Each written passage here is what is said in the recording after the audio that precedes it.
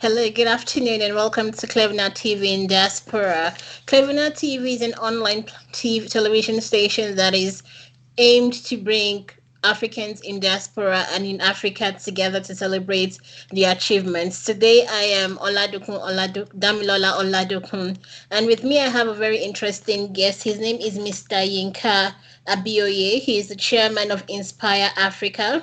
Africa Connect and the organizer of FESTAC Arusha 2023. Today we'll be talking about tourism in Africa and we're going to have an unfiltered conversation. Welcome to the show, sir. Good afternoon. How are you? I'm fine, thank you. How are you Very, very doing? well. Welcome. It's a pleasure having you on the show today. Thank you very much. Thank you.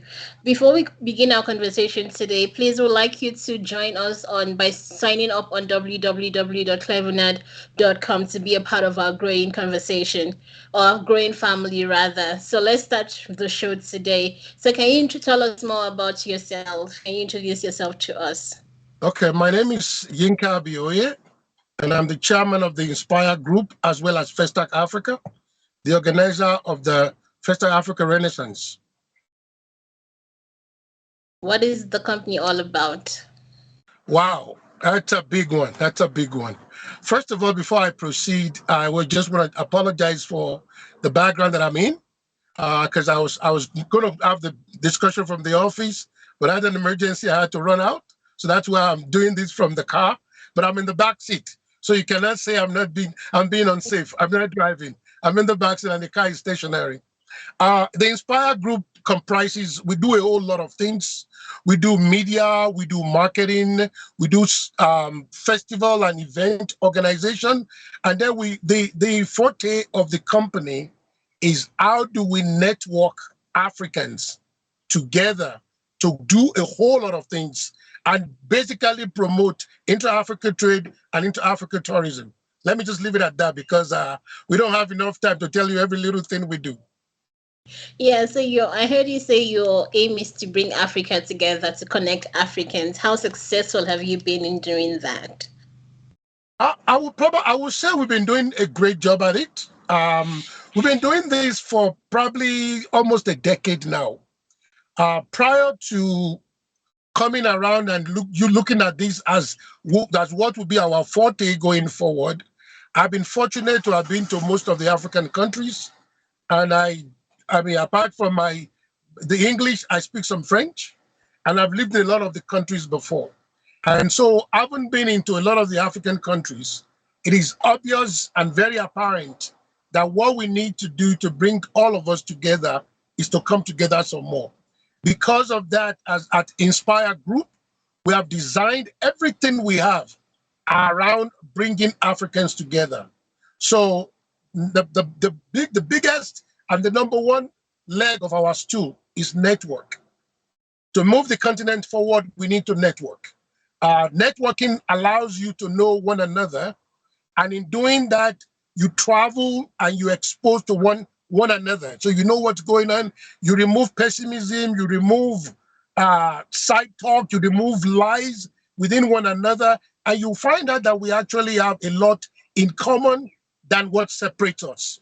Once you do that, you need to do those first two before we can increase intra-Africa trade. So today, all of us sit down and complain, well, intra-Africa trade has only been 15% for the last so many years. It is not going to move up unless we all remove the pessimism and the prejudice we have with one another. So the only way to do that is for us to travel, to get to know one another, know what each side is producing, manufacturing, or have under the earth to sell, and use that to foster trade between us so that we don't always have to have a third party inside two African countries to trade. So that's got to be the big thing around. So everything we do revolves around those three things. And I would say the last leg of our stool is to have fun. So anytime we do all those three things, we look at fun. The idea is that fun can be a lot of things. It can be your intrinsic reward or extrinsic reward. But if you focus always on profitability, then you lose the objective of what you are doing. So network, travel, trade, and then have fun. So those are the four legs of our stool. That's very important. Have fun, trade, network. That's very important because I think we live in a society now where collaboration is a very important part of our being, if I may say so. Yep. So, tourism and culture can be one of the ways the government can generate money for their countries. And we found that it's actually quite difficult for an African to travel within Africa. So, what would you say to the government? What can the government help foster the African connectivity? Okay. I think the first thing is for a lot of our African countries, and I will say this directly to the government, is extremely myopic to try to make money off airport taxes, right? So we depend on, okay, too many people go through the airport every day. If I take $10 or $20 from them, I'm getting X amount of money. That little thinking kills tourism and travel into the country. That's number one. You will find out that when you want to buy a flight ticket between, I mean, if you look at the breakdown of your tickets, you will see the flight itself, and you now see the taxes or VAT and all these other charges that they put on it. You find that in a lot of cases is as much as 50%, sometimes even more on the ticket. And that stifles travel into the country. So you find out, for example, the travel between Lagos and Johannesburg, you wouldn't probably never find it on economy below $700. And the flight is about 5 hours. You go from Johannesburg to London, you see $400 to $500, a 12-hour flight. So that tells you something is wrong in our structure. The other thing is our visa policies. We're all who we are. We're all, to me, Africa is a country, not a continent. If you look at Africa as a country, and we can all travel between one another, yes, you can get your visa. If we still want to go ahead, do visa, and we don't have an Africa passport to travel anywhere, allow everybody to get visa on arrival and put stipulations on how much time they can spend in the country. By limiting people to visa issues, you end up not, by the time you plan to travel, then you have to apply for visa and you have delays. And so all those things are making it impossible for us to travel within the continent. Worse yet, you will now find out that the other non-Africans are able to come into the African countries without visa. So how do we grow? How do we get better if we don't allow our own children to move around the continent and be able to touch one another? In most cases, if the economy is vibrant, nobody really wants to move to any other country. I mean, maybe you visit for longer or shorter, and a lot of time you have your relatives living in there. But most people want to be at home. So, the risk of saying people immigrating or migrating, that is the reason for what is slowing down some of this integration, should be removed. And I believe the AU is doing some things around that. They need to move quickly on the African passports, and we can all touch one another a lot better. The African passport, one Africa, united Africa, as it were. Yes. Yeah, so I heard you say that you've traveled to lots of African countries. Can you tell us a bit of the favorite destinations that you've visited, and what you feel the government can do to make these places more attractive to the global audience? I can probably tell you that I have not been to one bad African country, because one thing I do is, as I enter into the country, I psych myself that I'm going to my country. So when I get into the country and I get too many questions by the customs or immigration, I know it's their myopic mind, and I usually give them the right answer to let them realize that they are being myopic. I once traveled to one country, and within the country, I'm not going to say the name of the country because what I'm about to say is not a complimentary thing. But I traveled within the country. I was inside the country. I had a 1-hour flight inside that country. And we were flying, I think, a 737, which has about 100 people on the flight. On the flight, I was the only non-Asian on the plane. And when we landed, this is again, we're not crossing borders. We're traveling inside the country. And when we landed in the other airport, because it's also an international airport, the immigration guy came to me and to me alone. And I gave him maybe a 5 or 10 minute lecture. I know it was a great lecture because he quickly apologized and walked away from me. Because I mean, how can I land on a plane? I'm the only African on the aircraft, and I'm the only one you can come to start asking questions. So those kind of things still happens every now and then. You will be amazed also that if we leave our prejudice out, the continent has a lot to offer, and the continent is beautiful.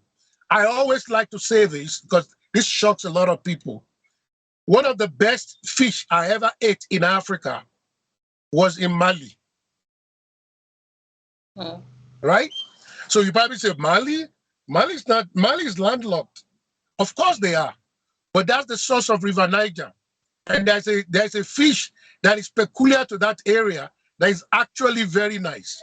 So, you can go to different countries and see the beauty of all the countries. You can go to your East and Southern Africa on what they've done with tourism and what they've done with integration of their economies and their borders, as well as travel within those areas, which is something West Africa can learn from.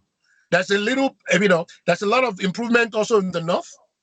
Your Morocco, your Tunisia, there are a lot of things that they've done to integrate.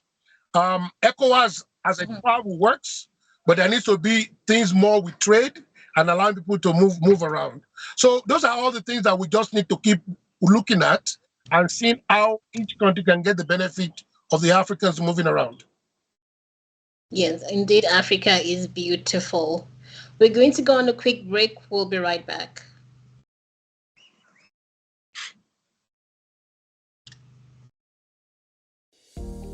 Clevenard in Diaspora Television is an internet online TV service. What sets us apart is a unique combination of hit African content, first and exclusive international free movies, series, musics, news, events, documentaries, tourism, teleshopping shows, youth TV programs, and live interviews. Clevenard Diaspora Television is available throughout sub-Saharan Africa and to the diaspora markets worldwide. Take your entertainment with you wherever you go. Watch on your smartphone, tablet, laptop, smart TV, depending on your device. Watch free movies with Clevenard Movies Television. Stop searching for free movies websites and watch Clevenard Movies Television. Watch your favorite African shows anywhere at any time. Don't forget to check out our top 5 TV channels created to get you informed. TV1, Clevenard in Diaspora Television. TV2, Clevenard Youth Television. TV3, Clevenard Movies Television.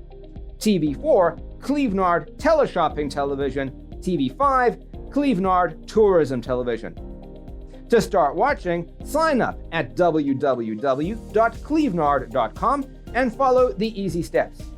Once you're done, log into the Clevenard website or app on your device, click on any one of our 5 TV channels, and hit play. We will be very satisfied and happy to welcome you to our team as one of our new business partners. Contact info@clevenard.com +34 631 279811. Website www.clevenard.com. Welcome back. This is still Clevenard TV in Diaspora, and I'm still in conversation with Mr. Yinka Abioye, who is the chairman of Inspire Africa Connect and the organizer of FESTAC Arusha 2023.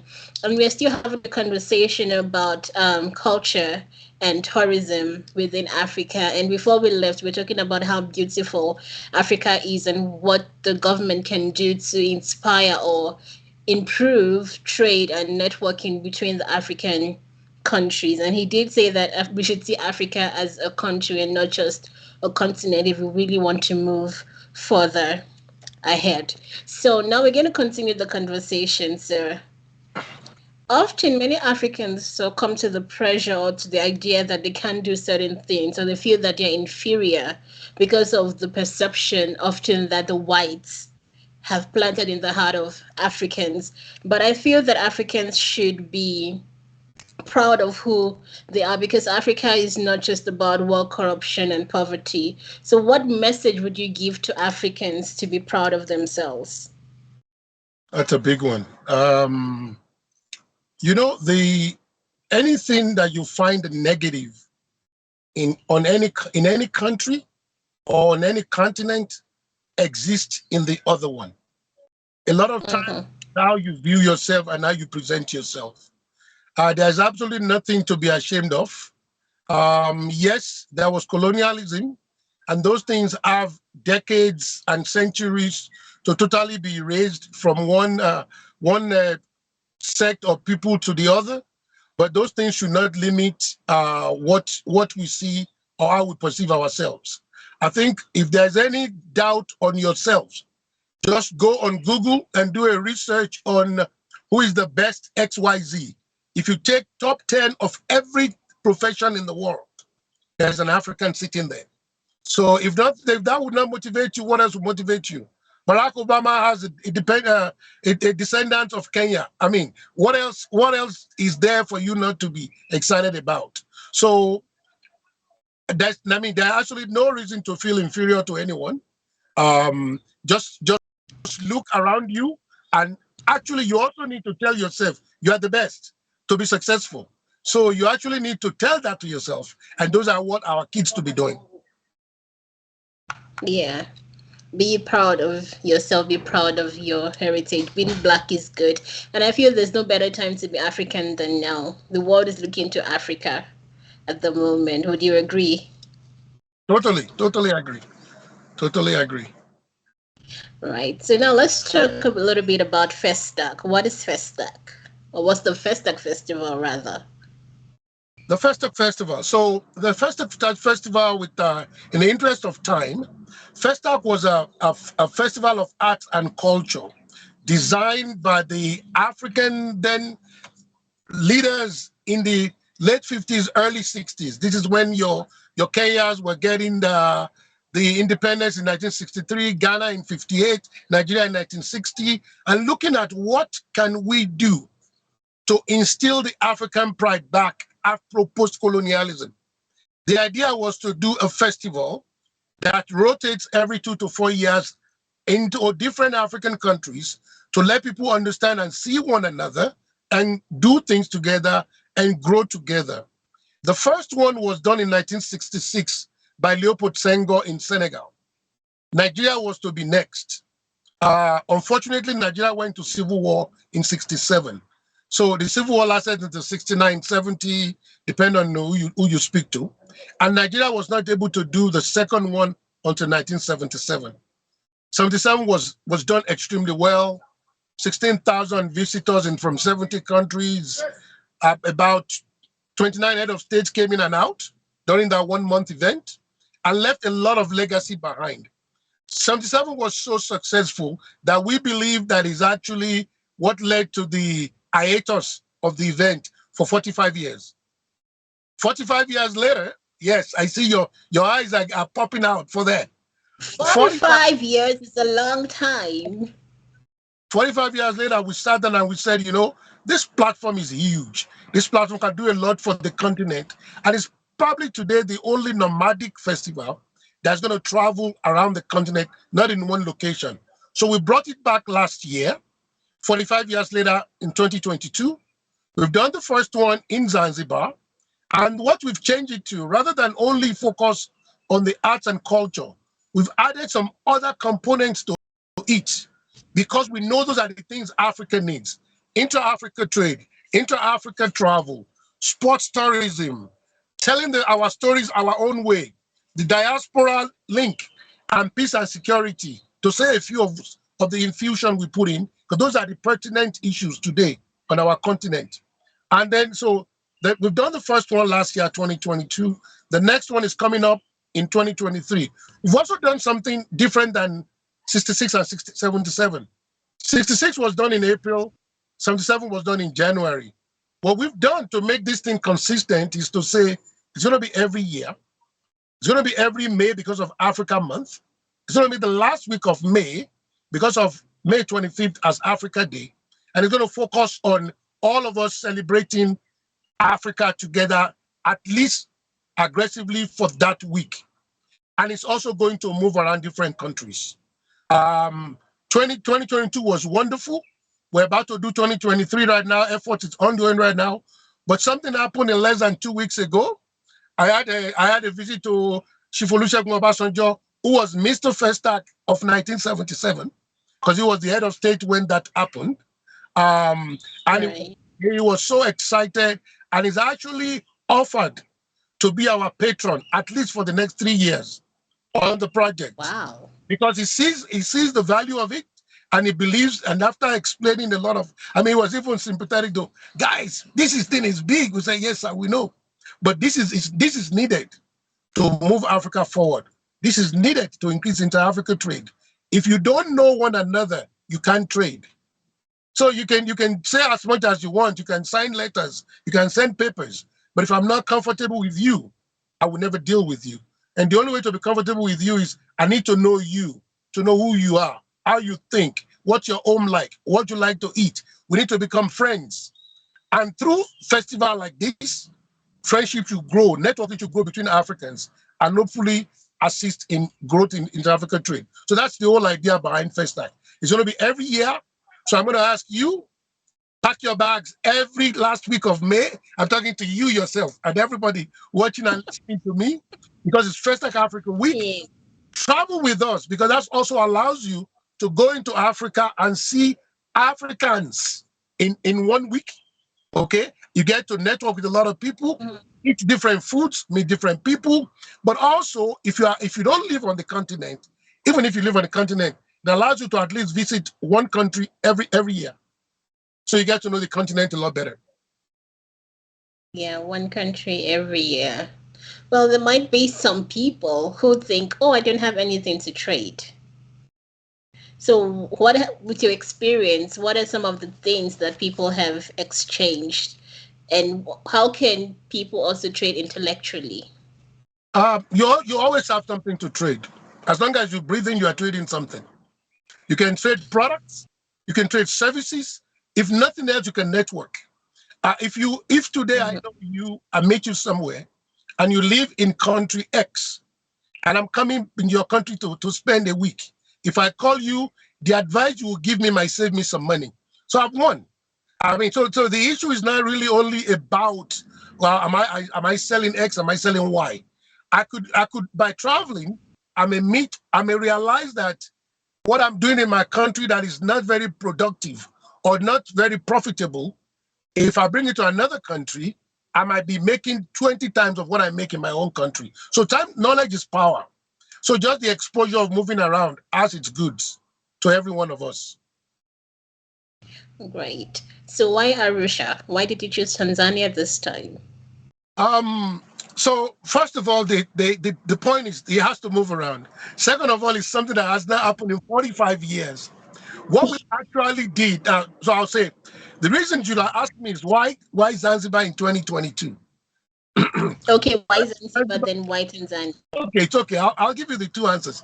The reason why we went in 2022 to Zanzibar was because during COVID 2020 and 2021, Zanzibar was always open for tourism. It was a tourism location.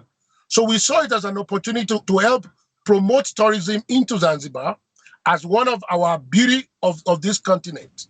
So we went into Zanzibar also knowing that should COVID spike again in January of 2022, if we had done a lot of effort in another country where they're likely to close, we might have issues. So we said, let's go to one location, something that hasn't happened in 45 years, start from there, maybe even keep it there for 2 to 3 years to grow it to where it gets strong before we start traveling the continent. So we did the first one successfully in Zanzibar. And the second one, the people in Tanzania said, we love this thing so much. Don't stay only on the island, come to the mainland. So they're not asking us to go into Arusha. And Arusha is beautiful. Arusha has Kilimanjaro. Arusha has the Serengeti, which is the wildlife migration. It has the crater. It has the Tanzanite, and on and on. It probably has also the biggest cultural museum in Africa. A beautiful sight to see. It's also the seat of ISAC, the ISAC community, and also a lot of UN organizations are based in Arusha. And it has a lot of history. Actually, there's also the center of Arusha is the exact middle point between Cape Town and Cairo if you travel by road. So there's a lot to see there. And after we've done that, the event will be moved around to other places. That's beautiful. That's really, really, really lovely. I think we're going to go on another quick break. We'll be right back.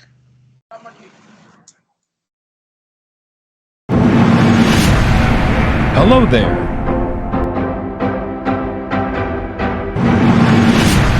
Looking for an African movie? Search no further. Clevenard African Movies TV is here for you. We are dedicated to the acceleration of African films, TV series, documentaries, and lots more. Explore our movies at home or on the go. Clevenard Movies is free to watch on clevenard.com. Don't miss this opportunity. Hurry now. Sign up and subscribe today.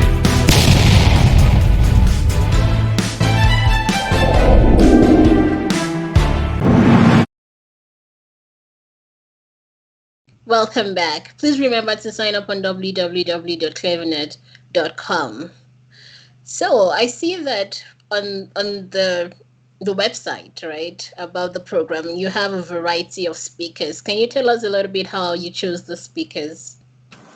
The first thing we looked at is what do they have to share with the continent, and are they Pan-African focused? So our guest speaker is Dr. Julius Garvey, the only surviving son of Marcus Garvey. I don't know how much you know about Marcus Garvey, but Marcus Garvey was the first Pan-Africanist Jamaican that saw all of us in diaspora coming together. So I believe he died in 1940 or something like that. So his son, who is about 88 years old, Dr. Garvey is a surgeon in the US. When he heard about what we're doing, we spoke and he said, you know what? This is what my father died and lived for. I would love to be part of this. And so he's coming in with all his contacts from the diaspora because they have been looking for platform and efforts to bring Africans together. So the other people that you see in the group, as you can probably see, is they have one or two things to say as experts in their fields, but they're also Pan-African focused. So those are the two base points for the speakers that we have. And we're looking for more. So if you have a passion for the continent and you're an expert at what you do, please reach out to us. Right. Okay. So would you then say that culture is tourism and tourism is culture? Amen. Culture is tourism and tourism is culture. Look, there's a lot we can do on this continent to improve ourselves. We should not be ashamed of our culture. Our culture is unique. Our culture is one of the reasons that most non-Africans travel into Africa. So we should never be ashamed of it. It's actually a big plus to who we are. The closeness to earth, the fact that we are in our suburbs or our smaller communities, people still live with the earth. Those are values, and the value continues. On top of that, knowledge is power. The more you travel, the more you see. And if you look at one of the reasons why non-Africans also come into Africa, is because it's cheaper to also travel Africa. So a lot of us with our little money, we take our money, we go to the West, we go to Europe and all these countries. We pay a lot of money for hotels. We have to buy the flight. We have to buy the train. Whereas the money you use to go to Europe, you could actually get a lot more of it within the continent. So yes, culture is tourism and travel. Travel and tourism is culture. We need to use that also to infuse knowing one another together. We need to make it a point. I mean, I said something earlier. I haven't seen one bad African country. And I've always been to, I've been to probably what, 80% of them. And when I go in, I live with the local. I buy the current music because, it doesn't matter what beats, doesn't matter what the age is. I buy the artifacts. I mean, you go to people's homes outside of Africa, you see how they ornament their homes with our artifacts. And we don't even do that ourselves. We don't even know how to appreciate those things. So the more you travel, the more those things happen and we all touch one another more. Very good. I think what you said just reminded me of a quote by John Henry Clark that says, Africa is our center of gravity, our cultural and spiritual beating heart, no matter where we live on the face of the earth. So there's something unique and special about being African and being in Africa. Even the shape of the map. Huh? Yes. What would you say about the shape of the map? No, I'm just saying that even the shape of the map is beautiful. I mean, if you look at the African map on pendants, on ornaments, it's unique. It is enticing more than most of the other maps of the other continents. Yes, the map is as unique as the Africans. Right. So what other things should people expect from FESTAC Arusha 2023? So, as I said, there will be the culture, there will be the arts and festival, and all those things will go on from about 12 noon every day to 12 midnight. You can come in and see cultures from different countries. I mean, we've got Botswana, Namibia, Zambia, Zimbabwe, Morocco, Senegal, Ghana, Kenya. We've got people coming in, different cultural groups. If you go on our website or our social media handle, you see a lot of those guys there with what they're going to do. But I'm going to touch on some things that we are doing to bring the Africans together more beyond the arts and culture, because the arts and culture is a platform of commonality. But where we need to take the continent to is beyond that, in using that platform to help one another. The first thing is intra-Africa trade. There's going to be a trade expo and a luxury summit, because there's also luxury in Africa. I mean, people don't even realize how much luxury sits on the continent. One of the hotels we are using is called Grand Melia, probably one of the best hotels in the world. If you ever go there, it's a 5-star hotel. I mean, you can see that there's beauty also on the continent. We're also going to do the first luxury award to be held on African soil. It's been done in so many of the last one was in Turkey. Prayers to our friends in Turkey for the last disaster that just happened. But Africa is next for that. There's going to be a fashion show. There's going to be a panel discussion on e-commerce, trade and logistics, and climate change improvement. What do we need to do to sustain our culture through climate, with all these climate challenges that we have going on? There's going to be a one-day session on inter-Africa travel, which is how do you invest in tourism, okay? And how do we preserve our arts and crafts and get the best of it and not sell something for $1 and somebody selling the same thing after they take it from you for $1,000? How can you be the one to sell that thing for at least close to what is worth on the international level? And also there will be visits to all those places that I mentioned earlier, the Kilimanjaro, the Serengeti, the wild migration and all that kind of stuff, and the museum. We also have sports tourism, because we believe sports is also under tourism and culture, right? Sports should be under that. Sports is actually a business opportunity for our countries that we are not even tapping. We are focusing on 3 sports. Excuse me. Golf.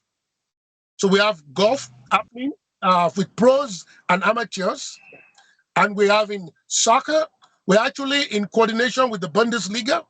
We are bringing 2 teams out of Germany. Mainz 05 and Stuttgart are coming to set up and promote soccer there, again, to get our children to be excited in doing stuff as a continent, but also to improve soccer on the continent. We are working with some ex-NBA players to also do a basketball camp. We already started that project in Kenya. And it's going to be extended to FESTAC in Tanzania. We believe in telling our stories our own way. I'm sure you know Sarafina. Sarafina was a stage play that was staged over 30 years ago, and it actually, again, it's been in hiatus for about 30 years. So we are working with Dr. Mbogeni Ngema out of South Africa to bring Sarafina back as a stage play. And it's going to start from FESTAC. After 1 month in Tanzania, the show will start touring the world like it did 3 decades ago, which is, I think, is a big deal in what we are trying to do. There'll be a storytelling for kids. Last year, we worked with an organization called Destination Imagination out of the US. We did a 2-day event for children on STEM education. So we are working with them again to do that because we believe while we are having, adults are growing together and having fun, our children should also gain some advantage from the opportunity also. In terms of the diaspora, I told you earlier, Dr. Julius Gave is coming. We are working with the diaspora people out of Kenya, and we are talking to the folks in Nigeria also to do that in the diaspora. There's going to be a writers' retreat because a lot of people write in Africa. How can they understand how to market their writing? Okay. On terms of peace and security, there's going to be a 3-day executive masterclass on sustainable peace and security building through culture and tourism in partnership with the Center for Peace Research and Diplomacy, a UN affiliate. So they are coming there because they see that we are putting so many people together in one environment for 1 week. They asked for 3 days to come and do a masterclass there because peace and security is a big topic that we still need to talk about on the continent that we need to improve on. Of course, there's going to be food. There's going to be fun. There's going to be music. I'm not going to tell you who those acts are yet. As we get to reveal them, we'll reveal them. There'll be a big stage where entertainers will perform. We have food from different countries and drinks, of course, from different countries. And then to cap it all, we're going to do, every person that comes to Arusha will be given a tree seed to plant by the Tanzania National Parks. You get to plant a tree on your own name, and it can be a tree you can check on 10 years later and say, I planted a tree here in 2023 as my tree grew. So there's a lot of that we pack into the 1 week to just make sure we don't leave anybody out. So start packing your bags and make sure I see you in Arusha. Well, I think 3 things really caught my attention. The planting of the trees, because I think that makes me realize that you're actually thinking about the environment and the future of our planet. And then the importance of telling the African stories, because when we tell our stories ourselves, it helps us understand ourselves better and the world around us, and also helps us to be more empathetic towards each other, as well as enriching our lives and knowledge about each other as well. That's correct. So can you also tell us a little bit more about the luxury award? What is it about? What is the criteria for that? So the luxury award is going to be run by the Luxury Network. It's an organization based in London, and it's in about 25 countries around the world, and I think 5 countries in Africa. And it's a B2B networking platform to grow businesses in the luxury world. So a lot of production or manufacturing is done in Africa, that people take products from here and enter them as luxury products in other countries. So we first of all need to understand what we do. And the first thing we need to do, because focusing on luxury make you produce or manufacture high quality products. So a lot of time when you do quality, you automatically falls into luxury. So there's going to be criteria will be on the website. I don't want to go into each details on what they are, but if you feel that you are doing something or you are manufacturing something that you think is high quality, you can go enter your product. I mean, the least you can happen is you don't win, but hey, you might be shocked yourself that you win. So don't hold back. Be proud of what you manufacture. We have a lot of things made. I mean, there are people in Africa that make black soap, right? In different forms. So it's not limited to your Louis Vuittons. It's not limited to your big names. And even those big names, they're always looking for smaller manufacturers that they can partner with and brand along with. So look on the platform to get the good information on what it is, and please join us. Okay, so you nominate yourself, or other people can nominate your products for the award. Correct. You can nominate yourself, or someone can nominate you also. Okay, all right. So can we expect from Inspire Africa Connect? Say that again. I didn't hear that. What more can we expect from Inspire Africa Connect? For just one thing you can always expect from us is anytime you deal with us, you're going to have fun. That is guaranteed. We don't have a boring second in anything we do. Again, I'm going to go back to what I said earlier. We do networking. The important thing is to get people to network and know one another. So everything we do, I mean, we actually have a program called Executive Network. We have a 4-hour event that we do in different countries to even bring executives together and use that platform for them to do CSR events or opportunities within their country. So you would always network.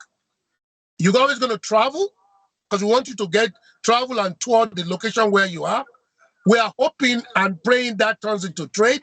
We've created some platform for you to trade, but we believe that you knowing one another will do more good longer term. And that's why we put what we do together. And again, you're going to have a good time. And you're going to want some more. And you will be coming to FESTAC every year. What else can I say? Every year.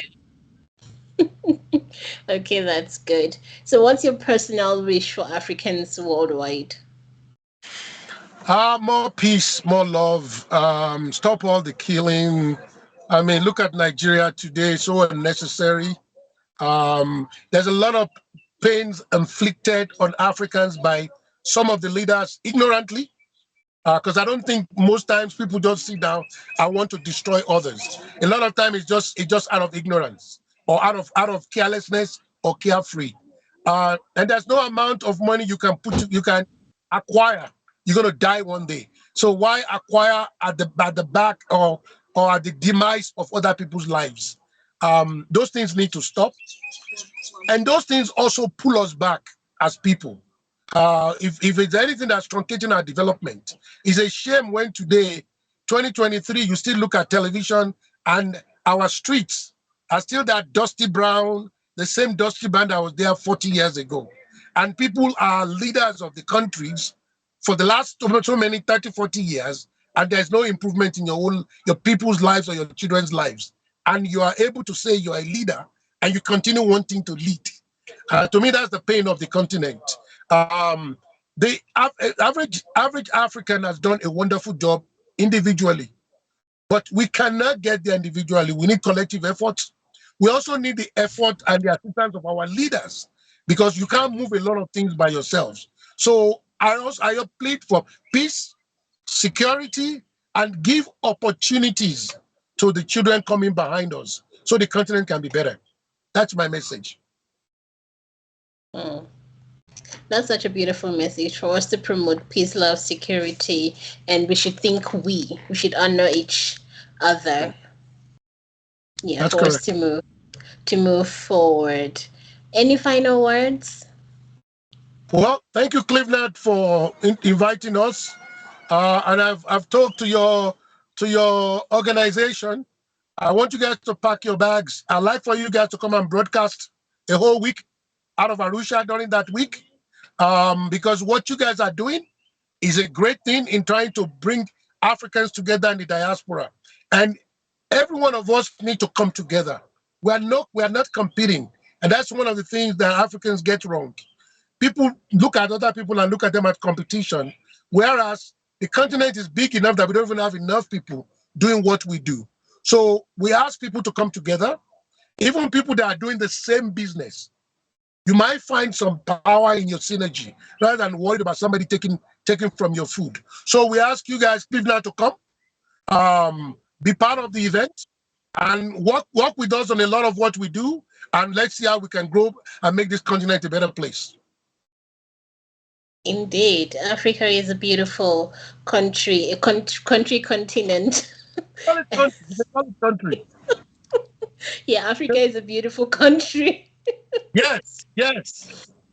Yes, and it's our duty to keep the conversation going because united we stand, divided we fall, and there's so much more that we can achieve together. So this is Correct. a message promoting love, unity, and security amongst ourselves. It was nice having you on the show, and I learned a lot through our conversation today. Thank you for honoring us today. Thank you very much. I look forward to joining you guys again. My door is always open. If there's anything we can do to promote the continent together, I am available. Have a wonderful day. How do you say it? Buenos dias is good is good money, right? I'm not I sure. said, I Yes. said buenos noches. Buenos noches. I, Yes. Thank you so much, sir. Yes, I was in conversation with Mr. Yinka Abioye, who is the chairman of Inspire Africa Connect and the organizer of FESTAC Arusha 2023. And we're talking about FESTAC Arusha 2023, and we're also talking about culture and tourism in Africa. I am Lola Oladokun. I hope to see you again next time. Have a good day. bye bye. Thank you very much.